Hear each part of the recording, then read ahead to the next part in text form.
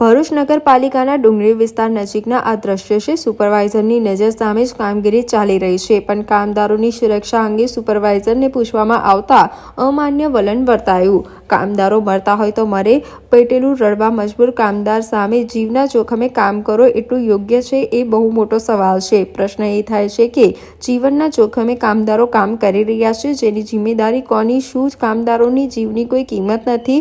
જો કામદારોને કંઈ થશે તો તેની જવાબદારી કોની રહેશે? એ પણ એક બહુ મોટો સવાલ છે।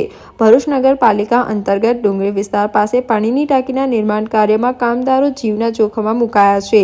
જીવના જોખમે ટાંકીની કલર કરતા કામદાર કેમેરામાં કેદ થયા હતા। સેફટી વિશે પૂછતા સુપરવાઇઝરે કહ્યું, કામદારો મરતા હોય તો મરે, પેટીયું રડવા મજબૂર કામદાર પાસે જીવના જોખમાં કામ કરાવવું કેટલું યોગ્ય?